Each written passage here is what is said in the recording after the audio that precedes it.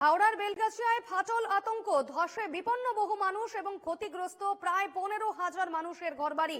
ঘটনাস্থলে বর্জ্য ব্যবস্থাপনা সংক্রান্ত আন্তর্জাতিক সংস্থা। ভেঙে পড়েছে বিদ্যুতের খুঁটি, বিদ্যুৎ বিচ্ছিন্ন গোটা এলাকা। সরকারি পরিষেবা বিপর্যস্ত। নেতাদের আসা যাওয়া নিয়ে ক্ষোভ বাসিন্দাদের।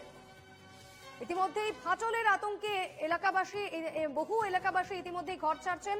প্রশাসনকেই যাবতীয় ব্যবস্থা করতে হবে, তাদের পুনঃসংস্থাপনের ব্যবস্থা করতে হবে, পুনর্বাসনের ব্যবস্থা করতে হবে, এমনটাই দাবি জানাচ্ছেন একাংশ বাসিন্দা। আমাদের সঙ্গে এই মুহূর্তে সরাসরি রয়েছেন প্রতিনিধি বিধান নস্কর। বিধান, এই মুহূর্তে কি ছবি? কারণ ওয়েস্ট ম্যানেজমেন্টের টিম সেখানে গিয়েছিল। আমরা যে বিষয়টি জানি, তারা যে এলাকা খতিয়ে দেখেছেন, পরিদর্শন করেছেন, কি জানা যাচ্ছে, কি বললেন তারা মূলত?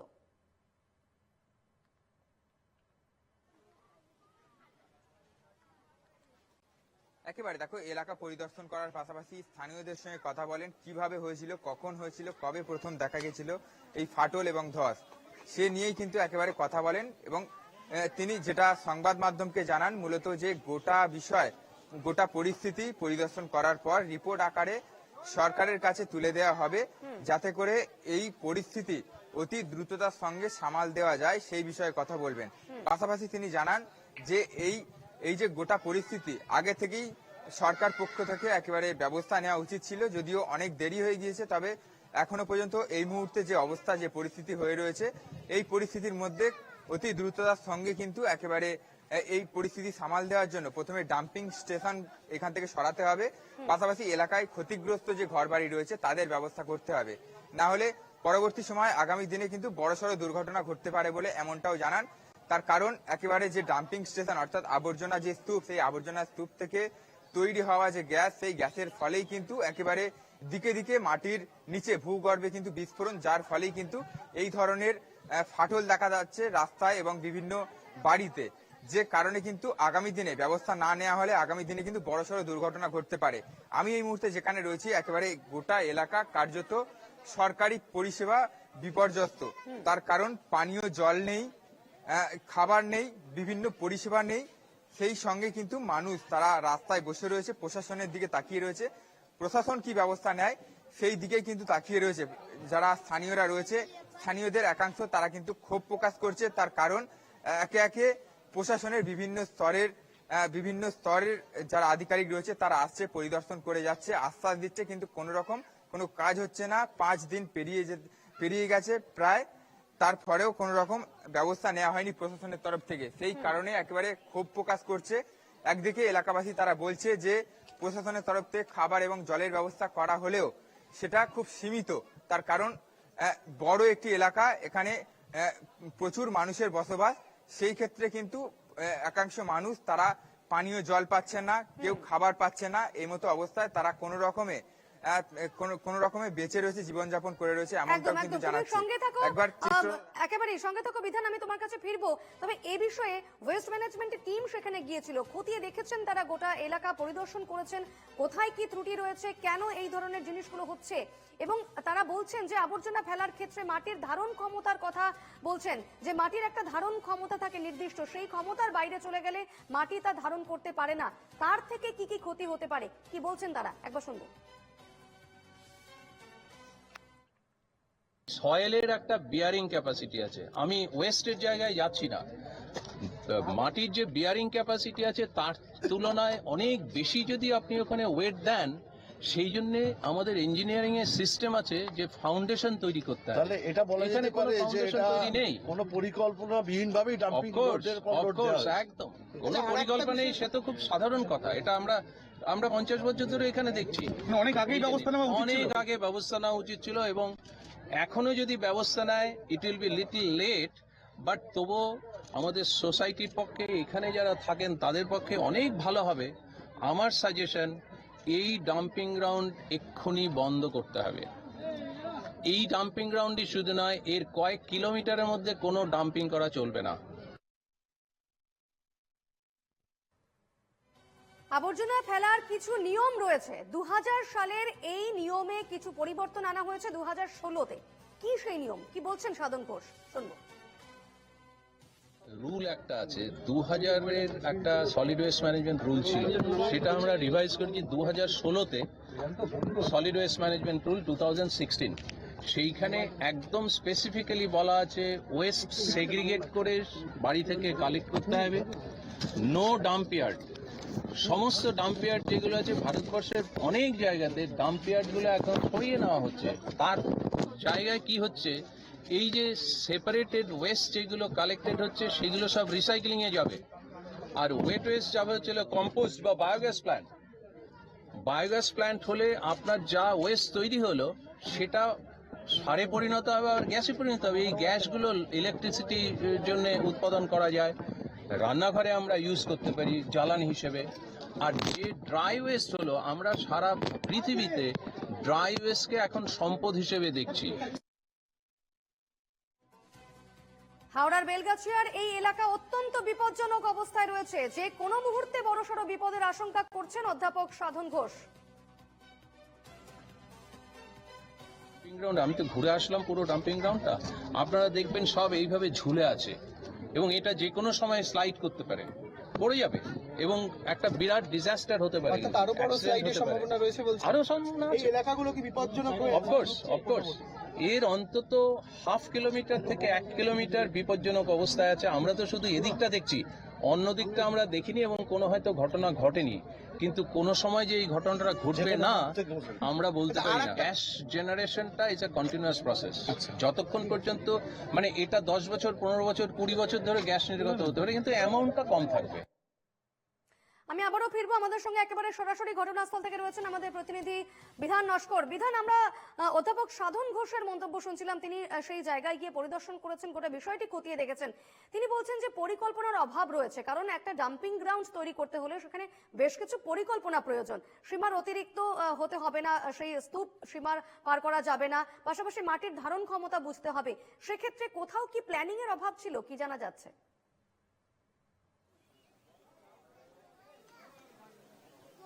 একেবারে দেখো, প্রফেসর সাধন কুমার ঘোষ তিনি কিন্তু স্পষ্টত এটাই জানালেন যে পরিকল্পনার অভাবেই এই ধরনের পরিস্থিতি তৈরি হয়েছে। তার কারণ মাটির যে ধারণ ক্ষমতা ছিল সেই ধারণ ক্ষমতার বাইরে হয়ে গেছে, যে কারণে এই পরিস্থিতি তৈরি হয়েছে। মাটিতে অতিরিক্ত চাপ বা অতিরিক্ত প্রেসার পড়ার কারণে এই ধরনের ঘটনা তৈরি হয়েছে, এই ধরনের পরিস্থিতি তৈরি হয়েছে।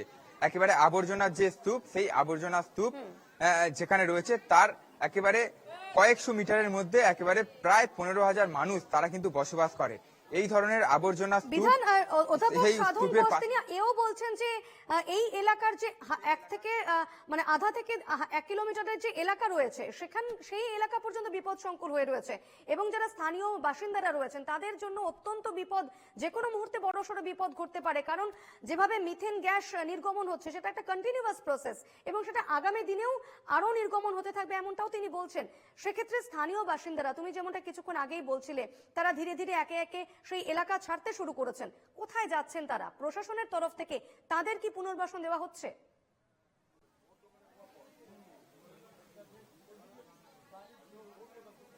একেবারে দেখো, প্রথম দিন থেকে এই পরিস্থিতি তৈরি হওয়ার প্রথম দিন থেকে প্রশাসনের পক্ষ থেকে একের পর এক বিভিন্ন স্তরের আধিকারিক তারা পরিদর্শন করেছেন, কিন্তু শুধুমাত্র আশ্বাস দিয়েছেন। প্রায় 5 দিন অতিক্রান্ত হতে চলল, কিন্তু কোন রকম প্রশাসনের তরফ থেকে ব্যবস্থা নেওয়া হয়নি বলে এই অভিযোগ কিন্তু তুলেছে স্থানীয়রা। সেই কারণেই আশঙ্কা প্রকাশ করছেন, আতঙ্কে ঘর ছাড়ছেন এলাকার অধিকাংশ মানুষ। একাংশ মানুষ তারা ঘর ছাড়ছেন এবং তাদের সঙ্গে একটু কথা বলো, তারা কি বলবেন? কারণ তারা তো এই মুহূর্তে একটা বিপদের মধ্যে রয়েছেন, কি বলবেন তারা? রয়েছে তাদের সঙ্গে একেবারে কথা বলার চেষ্টা করব। এখানে যারা রয়েছে বা এই পরিস্থিতির কারণ কি রয়েছে সমস্তটা নিয়ে একেবারে কথা বলবো। আপনি এলাকায় বসবাস করছেন, এই যে পরিস্থিতি তৈরি হয়েছে কি কারণে তৈরি হয়েছে? बोल रहा पानी फटा इसलिए पूरा धरती फट गया है और पहले से गैस धरती के अंदर गाड़ दिया था इसको कारण, और जो भगाड़ जो कचरा फेंक रहा है उसको कारण गैस धीरे धीरे अंदर। अभी क्या करोगे? अभी हम लोग क्या करेंगे? हम लोग का कोई नेता मुख्यमंत्री कोई नहीं यहाँ पर आया देखने कि आप लोग का क्या दिक्कत है, क्या समस्या है। हम लोग का यहाँ कोई देखने के लिए कोई नहीं आ रहा है। এলাকার অনেক মানুষ ঘর ছেড়ে চলে যাচ্ছে। শুনুন, আমি তো 100 বছর দিয়ে এখানে আছি, 200 বছর দিয়ে আমি এখানকার স্থানীয় ছেলে স্যার। হ্যাঁ, আমি চাইছি যে এই ভাগাড় 1900 চুরানব্বইতে একটা গ্যাসটা ফেলা হয়েছিল। তো আমরা প্রতিবাদ করেছিলাম, তাতে গ্যাস মানে তখন সদস্যপতি মেয়র ছিলেন, হ্যাঁ, সদস্য জবরদস্তি 44 ওয়াইন করে 44 ইয়ে করে ইঞ্জেকশন জারি করে মালটা ফেলা হয়েছিল। তারপরে আমরা দুটো ভ্যানকে জ্বালিয়েছিলাম, রেকর্ড আছে, দুটো ভ্যানকে জ্বালিয়ে দিয়েছিলাম। হ্যাঁ, থানা পুলিশ আমরা বহুত মারদাঙ্গা করেছি। প্রশাসনকে জানিয়েছিলেন, তারপরেও কোনো ব্যবস্থা নেওয়া হয়নি? না, কোনো ব্যবস্থা নেওয়া হয়নি, এখনো কোনো ব্যবস্থা নেওয়া হচ্ছে না। এই পরিস্থিতিতে আপনারা এখানে কিভাবে থাকবেন? আমি বলছি আমার সঙ্গে ঘর চাইছে, ঘর ভেঙে গেল, ঘর চাইছে, ঘর চাই তো চাই, রান্না চাই, পানি চাই, পানি নেই, পানি নেই তো আমি কি করে খাবার দাবার করব, কোথায় যাব আমি? প্রশাসন কি বলছে? প্রশাসন কিছু বলছে না, কিছু অ্যাকশন নিচ্ছে না, সবাই আসছে দেখে চলে পালিয়ে যাচ্ছে, দেখে চলে পালিয়ে যাচ্ছে, কেউ কিছু করছে না। এই অবস্থায় আপনারা কি এখানে থাকবেন জীবনে? হ্যাঁ, আমি থাকবো এখানে, আমার মা বাবা থাকলো, আমি থাকবো না কেন? এইখানে থাকবো, মরে যাবো, বাকি এইখানে থাকবো, কতদিন যাব না, কোথায় যাব? মেয়ে ছেলে লেলে কোথায় যাবে? একেবারে ঠিক একেবারে বিধান, তিনি দীপর্ণা, তুমি যেমনটা শুনলে বলছিলেন যে এলাকার জলের একাংশ মানুষ সমস্যা, সকাল জল থেকে আমরা পাচ্ছেন না দেখেছি তারা। ঘর ছেড়ে এই এলাকায় যে জলের পাইপগুলো রয়েছে সেই পাইপ ইতিমধ্যেই ফাটা শুরু হয়ে গিয়েছে, জলের সমস্যা হচ্ছে, একেবারে শুকিয়ে যাচ্ছে এলাকা। সেক্ষেত্রে তাদের জন্য জলের কি ব্যবস্থা করা হয়েছে প্রশাসনের পক্ষ থেকে?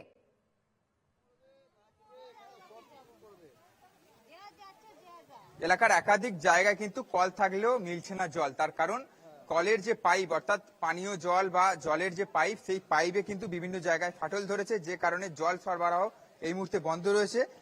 একেবারে গোটা এলাকা কিন্তু কার্যত পানীয় জল বা জলের অভাবে কিন্তু ভুগছেন। একেবারে পুরসভার তরফ থেকে যে জল পাঠানো হচ্ছে সেই জল কিন্তু অতি সীমিত। তার কারণ এলাকার মানুষ তারা যেটা দাবি করছে বারবার করে, যে প্রশাসনের তরফ থেকে যে জল পাঠানো হচ্ছে, যেহেতু অনেকটা বড় এলাকা, সেই কারণে কিন্তু এই এলাকার কিছু মানুষ জল পেলেও সবাই কিন্তু সেই জল পরিষেবা পাচ্ছেন না। সেই কারণে কিন্তু একেবারে জল পরিষেবা না পেয়ে কিন্তু তারা এই মুহূর্তে অতি সমস্যার মধ্যে রয়েছে। আমি একবার দেখানোর চেষ্টা করছি যে এলাকায় যে সমস্ত কল রয়েছে, একেবারে সেই কল কিন্তু কল থাকলেও কলে জল নেই। একেবারে অন্যদিকে আমি একবার দেখানোর চেষ্টা করি জল নেই এবং পুরসভা। স্বাভাবিকভাবেই এলাকার মানুষ কিন্তু ক্ষুব্ধ হয়ে উঠেছেন, প্রতিবাদ জানাচ্ছেন তারা। তুমি সঙ্গে থাকো বিধান, আমি দেখাচ্ছি সেই ছবি যেখানে সাধারণ মানুষ তারা প্রতিবাদ জানাচ্ছেন, বিক্ষোভ জানাচ্ছেন এর প্রতিবাদে। কি বলছেন তারা একবার শুনবো। की करबो, हमर सब यहाँ जे बस्ती है, हम रहेगा, हम यहाँ रहेगा, हम कहाँ जाएगा गरीब, हमको साथ पुष्टि मत दिया।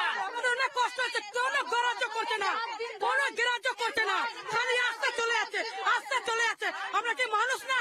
হ্যাঁ, বাচ্চা নিয়ে না খেয়ে না পেট ভরা এখানে মরবো। লাইন ব্যবস্থা, সব ব্যবস্থা করুন, ঘর বাড়ি ব্যবস্থা করুন, কিন্তু যাবো না কোথাও, আমাদের কাউ নাই, কোথায় যাবো? কিছু আমাদের হয় না, ঘর আস্তে আস্তে ভেঙেই যাচ্ছে। লাইনটা ঠিক করুন, ঘর দিন আমাদের থাকার জন্য, না তো আমরা চাপিয়ে মরবো। এই যে একটু বাচ্চাগুলো মরবে চাপিয়ে, আমাদের থাকবো, থাকবো এখানে মরবে। সরকার কিছু না করলে কি করবো, এখানে মরবো, ব্যবস্থা করুন, এইখানে চলে যাবো, বাড়ি ছেড়ে যাবো না, মারা যাবো, আমার জিন্দগি হিনা হলো। একদিকে স্থানীয় বাসিন্দারা প্রতিবাদ করছেন, কোথায় যাবেন তারা, তারা এখানেই থাকতে চাইছেন এবং প্রশাসনের তরফ থেকে তারা সাহায্য চাইছেন।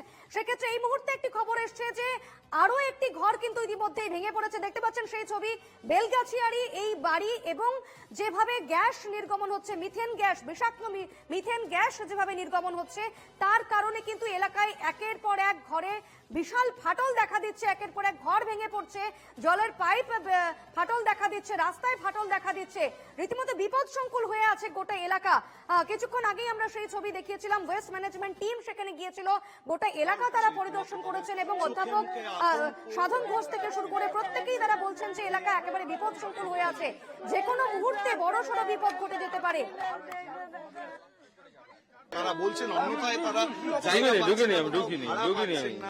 সবাই তাদের ভাড়া দিতে নাকচ করে দিচ্ছেন। কান্নার ঝড় উঠছে রীতিমতো, তাদের চোখে মুখে আতঙ্ক।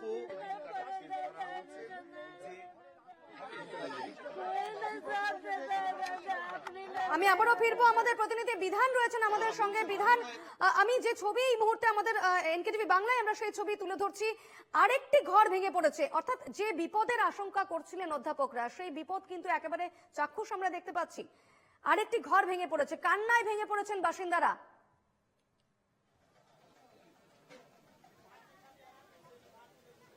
একেবারে দেখো যে আশঙ্কা করছিলেন অধ্যাপক যে এই আবর্জনা স্তূপের ফলে যে তৈরি হচ্ছে মিথেন গ্যাস, যার ফলে কিন্তু দিকে দিকে একেবারে ভূগর্ভে বিস্ফোরণ এবং যার ফলে ফাটল দেখা যাচ্ছে একাধিক বাড়ি রাস্তাঘাটে, যার ফলে কিন্তু একাধিক জায়গায় বৈদ্যুতিক খুঁটি ভেঙে পড়ার পাশাপাশি দিকে দিকে বাড়ি কিন্তু ভেঙে পড়ছে। সেই চিত্র কিন্তু দেখেছি আমরা কয়েক মিনিট আগে, একটি বাড়ি ভেঙে পড়ে, যদিও সেই সময় বাড়ির মধ্যে পরিবার তারা কেউ ছিলেন না, সেই কারণে তারা কোনো রকমের প্রাণে বেঁচেছেন। যদিও তারা যেটা জানাচ্ছেন বারবার করে যে বাড়ির মধ্যে তাদের যে আসবাবপত্র বা যে সমস্ত জিনিসপত্র রয়েছে তারা কোনো কিছুই বার করতে পারেনি এই মুহূর্তে। এই মতো অবস্থা তারা কোথায় কিছুক্ষণ যাবেন, আগে কি তুমি করবেন যাদের তারা সাথে কথা বলছিলে, যারা স্থানীয় বাসিন্দা, একাংশ বাসিন্দা, তারা বলছেন যে তারা এই এলাকা ছেড়ে কোথাও যাবেন না, কারণ এখানে তাদের বাবা মারা থেকেছেন, তারা এখানেই জন্ম, তাদের এখানেই সংসার, তারা এই জায়গা ছেড়ে কোথাও যাবেন না। সেক্ষেত্রে এই যে বিপদ, একের পর এক বিপদ ঘটছে, কোথাও পাইপ ফাটছে, কোথাও রাস্তা ফাটছে, কোথাও একের পর এক ঘর ধসে পড়ছে, সেক্ষেত্রে তাদের জন্য তো বিপদ আরো বাড়ছে। ঝড় উঠছে রীতিমতো, তাদের চোখে মুখে আতঙ্ক।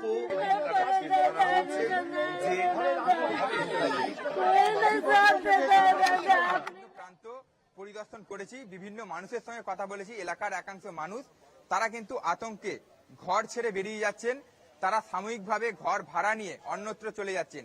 আবার একাংশ মানুষ তারা কিন্তু যেটা জানাচ্ছে বারবার করে, তারা কিন্তু কোনোভাবেই এই পরিস্থিতিতে তারা নিজেদের বাড়ি ছেড়ে যাবেন না, প্রশাসনের তরফ থেকে যথাযথ ব্যবস্থা নেওয়া হোক এবং তাদের এখানে থাকার উপযুক্ত ব্যবস্থা করা হোক, সেই নিয়েই কিন্তু তারা এই পরিস্থিতির মধ্যেও তারা কিন্তু। বিধান, তুমি সঙ্গে থাকো, আমি মন্তব্য শোনাবো। যাদের বাড়ি ভেঙে পড়েছে, কান্নায় ভেঙে পড়েছে সেই পরিবার, কি বলছেন তারা, শুনবো। उन्हें कुछ नहीं मिलता है, अभी तुरंत जैसे हुआ, कल से हुआ, जैसे हुआ है। कोई ছিল না, আমরা তো দেখতে পারবেন পুরো হয়ে গেছে। বললাম সবার মধ্যে বার করবো, একটু একটু কিছু বার করতে হারাক দিয়ে আমার গাড়ি চলছে, গাড়ি দিয়ে ধমক দিয়ে পড়ে গেছে হারাক দিয়ে। কোথায় যাবো, বাচ্চা নিয়ে এসে 4টা আমার বাচ্চা আছে, 7 জন কর্মী আছে, ওরা করে দিচ্ছে না ঘর ভাড়া, আমাকে হেল্প করুন। কোথায় যাও, আমি কোথায় থাকবো না থাকবো, আমাকে হেল্প করুন। এইখানে জায়গা আছে, এখানে বাড়ি দেওয়ার কিছু চাই না। সন্তান সন্ততি পরিবার নিয়ে তাদের বাস।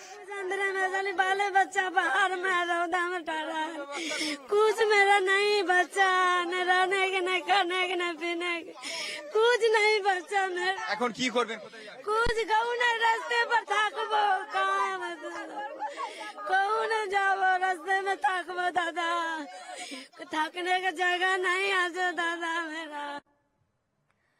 সন্তান সন্ততি নিয়ে তাদের বাস, অথচ এভাবে একের পর এক ঘর বাড়ি ভেঙে পড়ছে। বিধান, কান্নায় ভেঙে পড়েছে সেই পরিবার যাদের ঘর একেবারে ভেঙে গুড়িয়ে গেছে।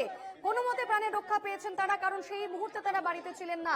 কিন্তু এই মুহূর্তে তারা কোথায় যাবেন, কোথায় তাদের পুনর্বাসন হবে? তারা বলছেন অন্যথায় তারা একেবারে দেখো সেটাই কিন্তু একেবারে বড় প্রশ্ন, তারা এই মুহূর্তে কোথায় যাবে, কি করবে। এই মতো অবস্থায় প্রশাসনের সাহায্য তারা চাইছেন। সেই পরিবার কিন্তু একেবারে চোখ ভরা জল নিয়ে কিন্তু বারবার করে এটাই দাবি করছে তাদের বসবাস উপযোগী ঘর দেওয়া হোক, বা তাদের যে ঘর সেই ঘর ছাড়িয়ে দেওয়া হোক, বা তাদের এই মুহূর্তে কোনো একটা ব্যবস্থা করা হোক। পাশাপাশি তোমাকে আরো একটা ছবি এই মুহূর্তে দেখাচ্ছি এনকেটিভি বাংলার পর্দায়, যে আবর্জনা স্তূপে ধোঁয়া বেরোতে দেখা যাচ্ছে। প্রফেসর সাধন কুমার ঘোষ তিনি যেটা দাবি করছিলেন যে একেবারে যে আবর্জনা স্তূপ, সেই আবর্জনা স্তূপ থেকে কিন্তু মিথেন গ্যাস উৎপন্ন হচ্ছে, যে গ্যাসের ফলে কিন্তু একেবারে যেখানে সেখানে আগুন লেগে যাচ্ছে আবর্জনা স্তূপে।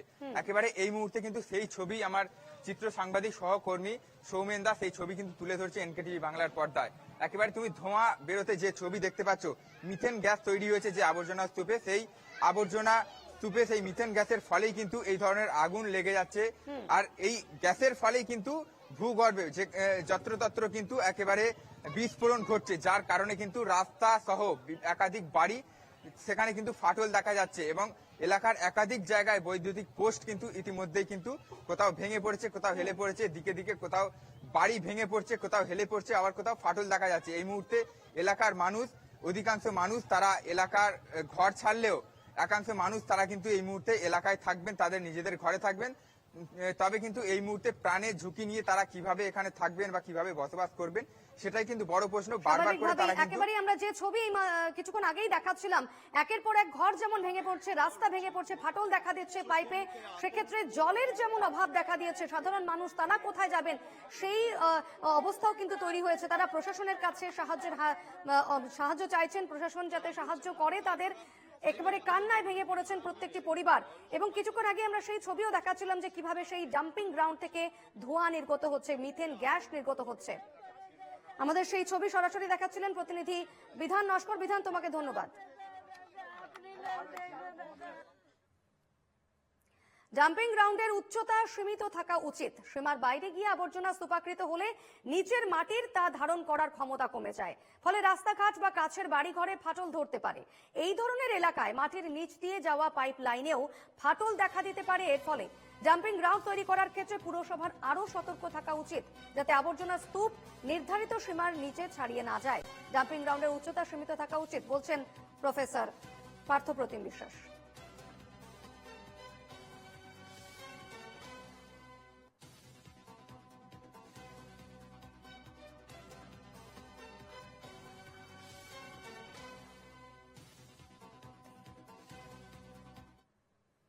এই ফাটলের একটা সম্ভাব্য কারণ এটাই হতে পারে যে কোনো ডাম্পিং গ্রাউন্ডে আবর্জনা যখন জমা হয়, বিশেষত সলিড ওয়েস্ট, তার মধ্যে বহু ধরনের থাকে।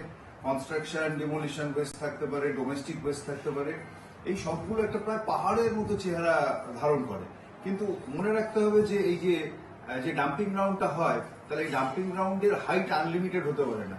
ফলে ডাম্পিং গ্রাউন্ডগুলো স্লোপও হচ্ছে যে একটা নির্দিষ্ট স্লোপের মধ্যে থাকতে হবে, এবং হাইট যদি এই হাইটের চেয়ে বেশি ভার সেই অঞ্চলে চলে আসে কখনো, তাহলে হচ্ছে সেই ডাম্পিং গ্রাউন্ডের নিচের দিকে থাকা সয়েল সেটা হচ্ছে ফেল করতে পারে। সয়েল যদি ফেল করে তাহলে সেই সয়েল স্লাইড করবে, ফলে এবং সেই স্লাইডিং জোনটা ওই ডাম্পিং গ্রাউন্ডের একটা বড় আশেপাশের অঞ্চল জুড়ে ঘটে। ফলে সেই অঞ্চলে যদি বাড়িঘর দূর থাকে, সেই বাড়িঘর দূরগুলো হচ্ছে যে ডিফারেন্টলি সেটেল করবে, তাতে তাদের ফাটল আসতে পারে। এমনকি ওই ডাম্পিং গ্রাউন্ডের আশেপাশের একটা বিস্তীর্ণ অঞ্চলে যদি সয়েল ফেল করে, তাহলে সেই অঞ্চলের মাটির নিচ দিয়ে যাওয়া পাইপ লাইন সেগুলোর ভারসাম্য বিঘ্নিত হতে পারে, সেগুলো আনইভেনলি সেটেল করতে পারে, ফলে সেই পাইপের জয়েন্টস গুলো ফাটতে পারে। ফলে এটা হচ্ছে প্রত্যাশিত।